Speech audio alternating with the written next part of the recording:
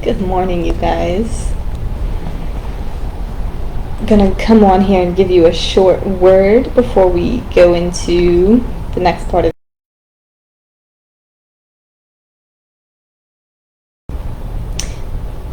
we will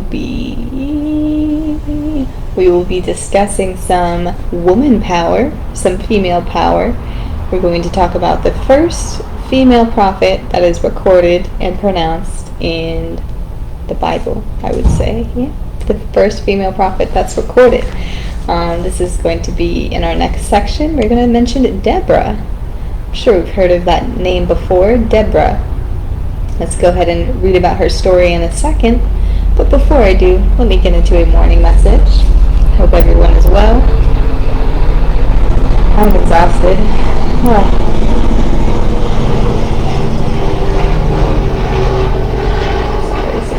Air traffic.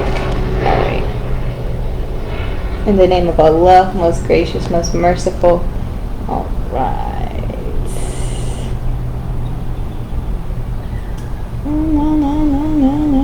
No. Alright. I feel like we have read this before. Okay. Maybe we just read something similar. This is from Surah 36, line 54.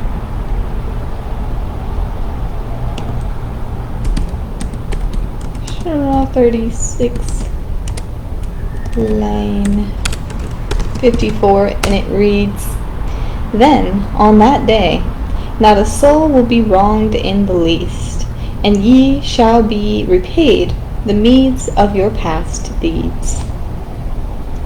So we have some end of days talk, which we're very, very familiar with here in the Qur'an. It's like revelations expanded upon, you know. Alright. Not a soul will be wronged in the least. And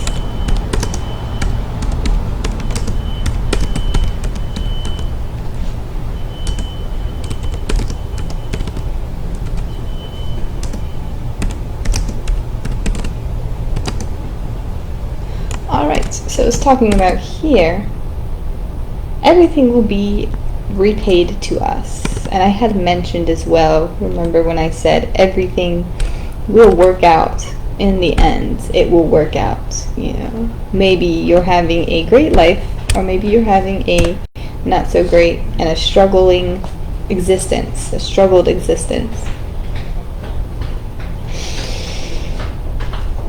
Give me a moment here. Let me go ahead and look at this definition. Meeds. Okay, so a meed is defined as a deserved share or reward. We can kind of gather that with the context that is spoken about. Saying, then on that day, not a soul will be wronged in the least, and ye shall be repaid the meeds of your past deeds. So of course we're talking about the souls that are deserving of this, right? Of this outcome. Let's see what it says here before.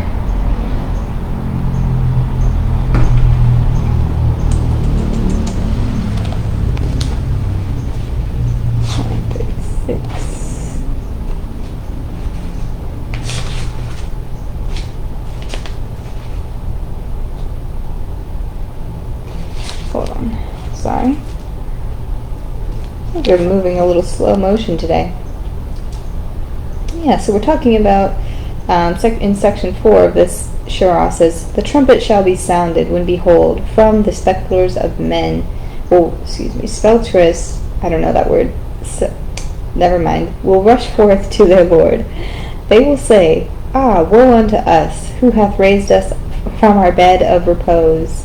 A voice will say, This is what Allah most gracious has promised, and true was the word of the messengers.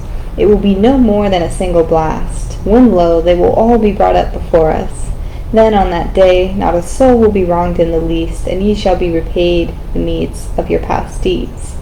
But really, the companions of the garden shall that day have joy in all that they do. So wonderful. So we're talking about just solely in these next few lines as well, the companions of the garden, right? The companions of the afterlife, the heavenly afterlife, right? Heavenly, very much sought after afterlife. So what a beautiful way to start out the morning. We are going to talk a little bit about deeds today, right? Deeds and what constitutes as a good deed and a bad deed. Because what we've been reading about in the Bible, it's a lot of not so great deeds, right? It's a lot of war, it's a lot of death, it's a lot of destruction. So we are going to talk about the gravity and the nature of certain things and how, one thing might seem wrong to us in our perception, but how it is actually perceived. I mentioned this, every deed, every thought, every action, every word we say is weighted. It has a certain weight. So,